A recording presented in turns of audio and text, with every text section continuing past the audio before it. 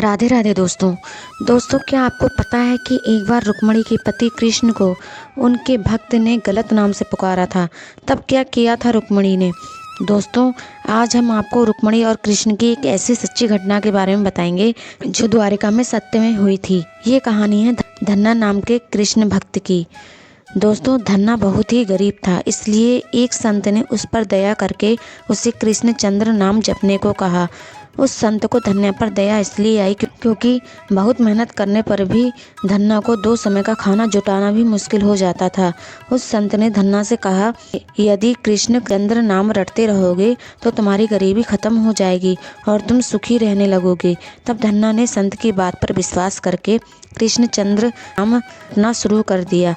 धन्ना रात दिन कृष्ण चंद्र नाम जपता और जब काम पर जाता तो अपनी पत्नी को माला पर कृष्ण का नाम जपने को कहकर जाता था, जिससे कृष्ण का नाम जपना भी बंद ना हो और वो कृष्ण का नाम भी ना भूले। एक बार धन्ना काम से लौटा तो उसने अपनी पत्नी से पूछा कि संत ने क्या नाम जपने को कहा था। तब धन्ना की पत्नी कृष्ण चंद्र नाम भूल गई थी, उनको थोड़ा सा नाम ही याद था। तब उन्होंने कृष्ण चंद्र की जगह खेसर चंद्र नाम बता दिया। धन्ना ने खेसर चंद्र नाम दिन रात जपा।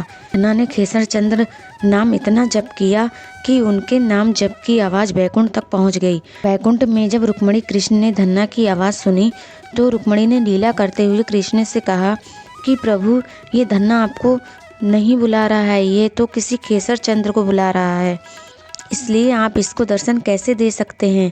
तब कृष्ण कहते हैं कि तो आप ही धन्ना से जाकर पूछ लीजिए ये खेसर चंद्र कौन है। तब रुक्मिणी ने धन्ना को अपने दर्शन देने को सोचा। दोस्तों, जब हमारी भक्ति से भगवान कृष्ण प्रसन्न होते हैं और वो हमें दर्शन देने वाले होते हैं तो कृष्ण से पहले हमें माँ रुक्मिणी दर्शन देती हैं।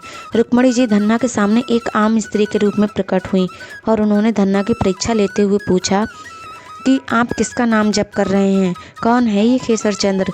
रुक्मिणी जानबूझकर बार बार धन्ना से ये प्रश्न पूछ रही थी और धन्ना के नाम जप करने में विघ्न डाल रही थी, जिससे धन्ना को गुस्सा आ गया और गुस्से में धन्ना ने तेजी से चिल्लाकर बोला कि खेसर चंद्र तुम्हारे पति का नाम है।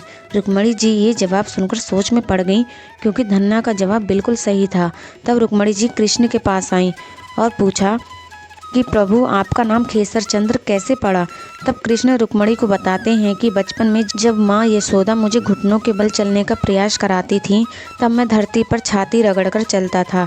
तब यशोदा माँ ने खेसर चंद्र बुलाया था।